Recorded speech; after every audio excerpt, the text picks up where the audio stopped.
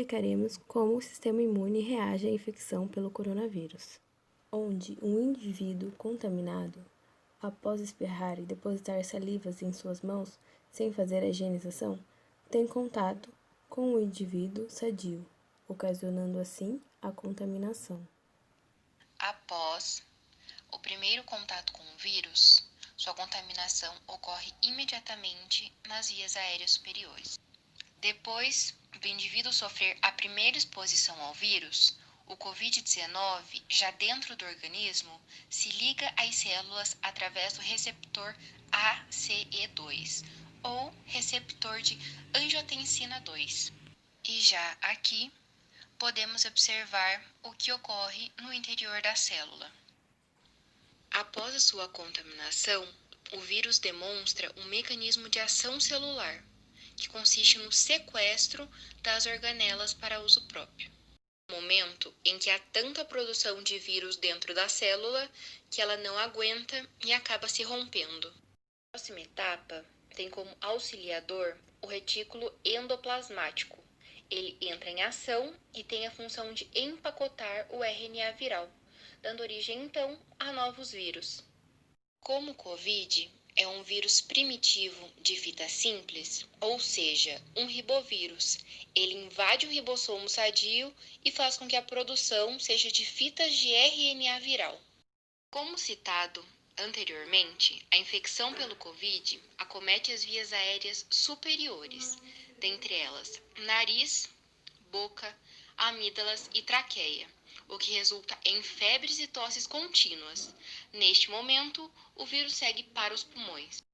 Quando a célula pulmonar sofre apoptose, ou seja, uma morte programada, se tem a liberação de vírus e também de citocinas pró-inflamatórias, o que ocasiona uma contaminação com o sistema imune do paciente infectado, dando-lhe a resposta da morte celular que continha o vírus.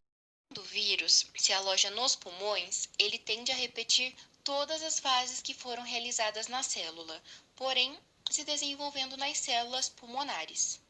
Dentre essas fases são ligação ao receptor ACE2, formações de fita de RNA viral, empacotamento do vírus pelo retículo endoplasmático e, por fim, explosão das células e saída do vírus. Resultou em uma grande bagunça. Um membro denominado como macrófago irá ser recrutado para realizar a limpeza do ambiente. Entretanto, ele não dará conta de exercer toda a sua função sozinho. Com isso, irá convocar as interleucinas.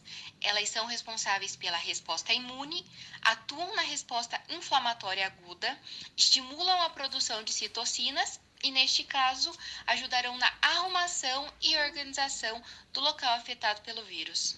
Membro que fará parte desta etapa são os linfócitos, que serão responsáveis pela recepção das interleucinas e do granulócito. Entretanto, os linfócitos acabam percebendo que a situação não está adequada e produzem interferon gama, que são mediadores contra processos virais.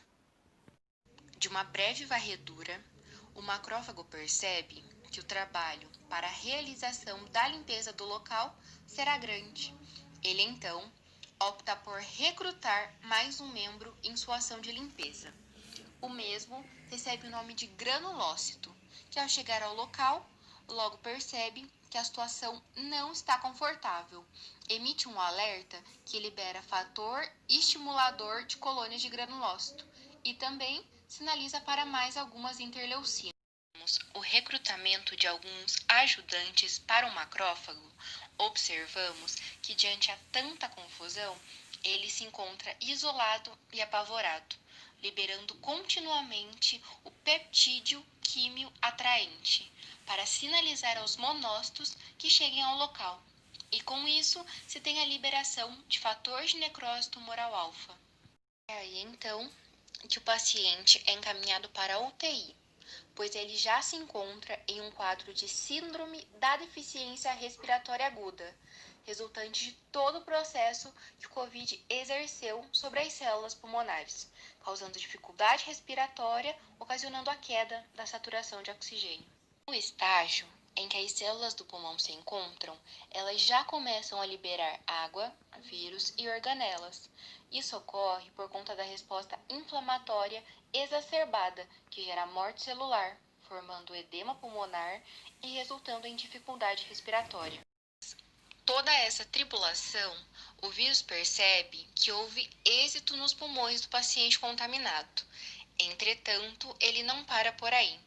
Após todo esse processo inflamatório infeccioso nas células pulmonares e com a progressão da doença, órgãos do corpo como rins e coração também serão afetados.